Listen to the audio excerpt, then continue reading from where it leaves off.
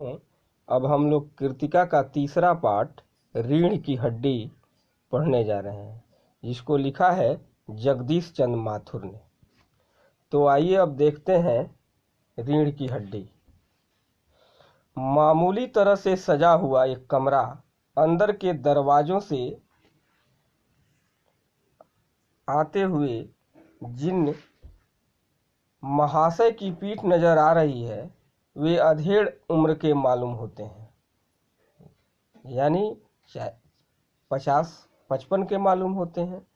एक तख्त को पकड़े हुए पीछे की ओर चलते चलते कमरे में आते हैं।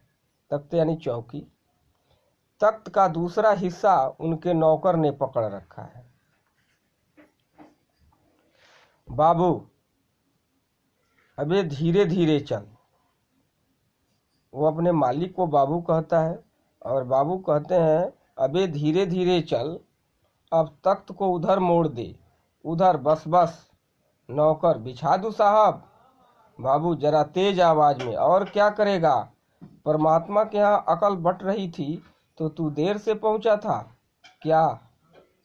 बिछा दूं साहब? और यह पसीने किस लिए बहाया?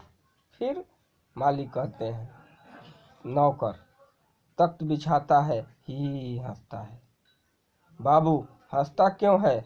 अबे हमने भी जवानी में कसरतें की हैं, कलशों से नहाता था लोटों की तरह। यह तख्त क्या चीज है? उसे सीधा कर। एवं हाँ बस, और सुन, बहू जी से दरी मांग ला, इसके ऊपर बिछाने के लिए। चद्दर भी कल जो धोबी के यहाँ से आई है वही। नौकर जाता है। बाबू साहब इस बीच में मेज पोस्ट ठीक करते हैं, एक झाड़न से गुलदस्ते को साफ करते हैं, कुर्सियों पर भी 2-4 हाथ लगाते हैं। सहसा घर की मालकिन प्रेमा आती है। गुदमी रंग, छोटा कद और आवाज से जाहिर होता है किसी काम में बहुत व्यस्त है। उनके पीछे पीछे भीगी बिल्ली की तरह नौकर आ रहा है, खाली हाथ। बाबू साहब, राम स्वरूप। जो घर के मालिक हैं उनका नाम है राम स्वरूप। दोनों तरफ देखने लगते हैं। मैं कहती हूँ, उनकी पत्नी कह रही है प्रेमा, कि मैं कहती हूँ तुम्हें इस वक्त धोती की क्या जरूरत पड़ गई, एक तो ऐसे ही जल्दी जल्दी में। राम स्वरूप, धोती?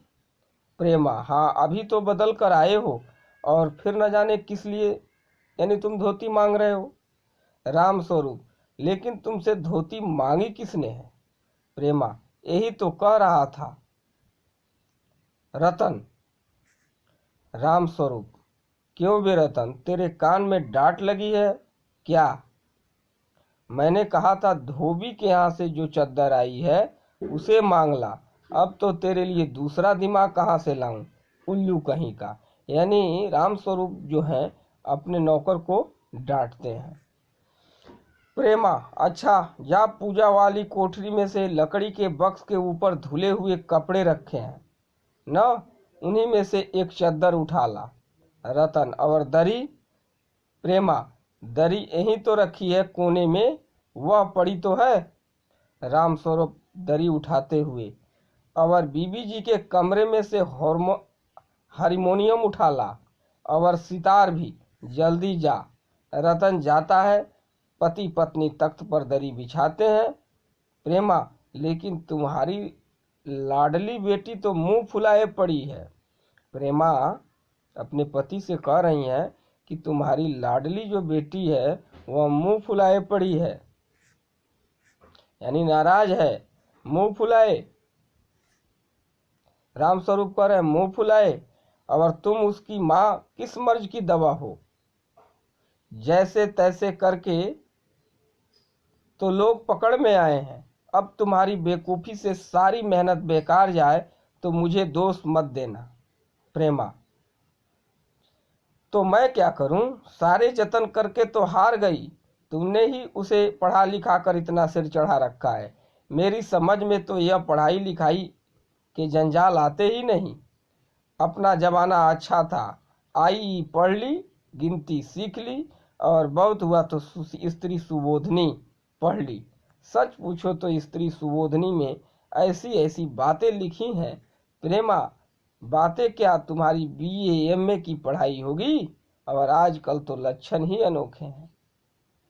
रामस्वरूप, ग्रामोफोन बाजा होता है ना प्रेमा? क्यों? रामस्वरूप, दो तरह का होता है, एक तो आदमी का बनाया हुआ, उसे एक बार चलाकर जब चाहे तब रोक लो, और दूसरा परमात्मा का बनाया हुआ, रिकॉर्ड पर एक बार चढ़ा दो तो रुकने का नाम नहीं। प्रेमा, हटो भी, तुम्हें ठिठोली ही सूझती रहती है। यह तो होता नहीं कि उस अपनी उमा को राह पर लाते, अब देर ही कितनी रही उन लोगों को आने में। रामस्वरूप, तो हुआ क्या? प्रेमा फिर कह रही है, तुम्ही ने तो कहा था कि जरा ठीक ठाक करके नीचे आना, आजकल तो लड़की कितनी ही सुंदर हो, बिना टीम टाम के भला कौन पूछता है। इसी मारे मैंने तो पाउडर वाउडर उसके सामने रखा था, पर उसे तो इन चीज़ों से न जाने किस जन्म की नफरत है। मेरा कहना था कि आंचल में मुंह लपेट कर लेट गई, भाई मैं बाज आई तुम्हारी इस लड़की से। यानी प्रेमा कहती है, तुम ही समझाओ उसको, यह हमारे बस की नहीं है। राम स्वरूप, न जाने कैसा इसका दिमाग है, वरना आजकल की लड़कियों के सहारे तो पाउडर का कारोबार चलता है। यानी प्रेमा जो है पाउडर वगैरह नहीं लगाती है, तो राम स्वरूप कह रहे हैं कि इसका दिमाग न जाने कैसा है, आजकल तो लड़कियों के सहारे ही पाउडर का कारोबार चलता है। प्रेमा, अरे मैंने तो पहले ही कहा था, इंट्रेंस ही पास करा देते, लड़की अपने हाथ रहती और इतनी परेशानी न उठानी पड़ती। तुम भी तो रामस्वरूप, बात काट कर चुप चुप दरवाजे में झांकते हुए, तुम्हें कतई अपनी जबान पर काबू नहीं। कल ही बता दिया था कि उन सब लोगों के सामने जिक्र और ढंग से हो, मगर तुम तो अभी से सब कुछ उगल देती हो। उनके आने तक तो न जाने क्या हाल करोगी। यानी अपने पत्नी प्रेमा को रामस्वरूप डांटते हैं। प्रेमा, अच्छा बाबा, मैं न बोलूँगी, जैसी तुम्हारी मर्जी हो वह करना, बस मुझे तो मेरा काम बता दो। रामस्वरूप, तो उमा को जैसे तैसे जैसे हो तैयार कर लो, न सही पाउडर, वैसे कौन बुरी है, पान लेकर भेज देना उसे। और नाश्ता तो तैयार है ना? रतन का आना आ गया। रतन, इधर ला, इधर बाजा नीचे रख दे, चद्दर खोल, पकड़ तो जरा इधर से, चद्दर बिछाते हैं। प्रेमा, नाश्ता तो तैयार है, मिठाई तो वे लोग ज़्यादा खाएंगे नहीं, कुछ नमकीन चीज़ें बना दी हैं, फल रखे हैं, चाय तैयार है, टोस्ट भी है, मगर मक्खन तो आया ही नहीं। रामस्वरूप, क्या कहा? मक्खन नहीं आया? तुम्हें भी किस वक्त याद आई है?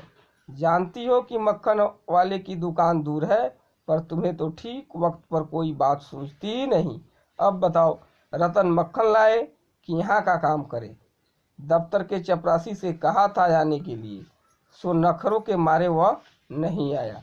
प्रेमा, यहाँ का काम कौन ज़्यादा है, कमरा तो सब ठीक ठाक ही है, बाजा सितार आ ही गया, नाश्ता यहाँ बराबर वाले कमरे में ट्रे में रखा हुआ है, सो तुम्हें पकड़ा दूंगी, एक आध चीज़ खुद ले आना।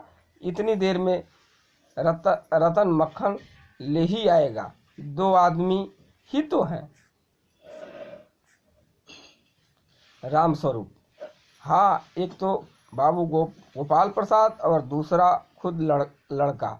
देखो, उमा से कह देना कि जरा करीने से यानी कायदे से आए, ये लोग जरा ऐसे ही हैं। गुस्सा तो मुझे बहुत आता है इनके दकियानुसी यानी पुराने विचारों पर, ख्यालों पर। खुद पढ़े लिखे हैं, वकील हैं, सभा सोसाइटी में जाते हैं, मगर लड़की चाहते हैं ऐसी की ज़्यादा पढ़ी लिखी न हो। प्रेमा, और लड़का? रामस्वरूप, बताया तो था तुम्हें, बाप शेर है तो लड़का सवा शेर है, बीएससी के बाद लखनऊ में ही तो पढ़ता है, मेडिकल कॉलेज में। कहता है कि शादी का सवाल दूसरा है, तालीम का दूसरा। क्या करूं, मजबूरी है, मतलब अपना है, वरना इन लड़कों और इनके बापों को ऐसी कोरी कोरी सुनाता कि ये भी याद रखते। कहने का तात्पर्य है रतन तो अब तक दरवाजे के पास चुपचाप खड़ा हुआ था। जल्दी जल्दी, बाबूजी बाबूजी। रामस्वरूप क्या है? रतन, कोई आते हैं। रामस्वरूप दरवाजे से बाहर झांककर जल्दी मुंह अंदर करते हुए, अरे ये प्रेमा, वे आ भी गए। नौकर पर नजर पड़ते, अरे तू यहाँ खड़ा है बेवकूफ, गया नहीं मक्खन लाने? यह सब चौपट कर दिया। अबे उधर से नहीं, अंदर के दरवाजे से जा। नौकर अंदर आता है। और तुम जल्दी करो प्रेमा, उमा को समझा देना, थोड़ा सा गा देगी। प्रेमा जल्दी से अंदर की तरफ आती है, उसकी धोती जमीन पर रखे हुए बाजे में अटक जाती है। प्रेमा, यह बाजा वह नीचे ही रख गया, कम वक्त। रामस्वरूप, तुम जाओ, मैं इसे रख देता हूँ जल्दी। प्रेमा जाती है, रामस्वरूप बाजा उठाकर रखते हैं, किवाड़ों पर दस्तक होती है। रामस्वरूप भी हंसते हैं, आइए आइए हंसते हुए। आज बस इतना ही, फिर आगे कल।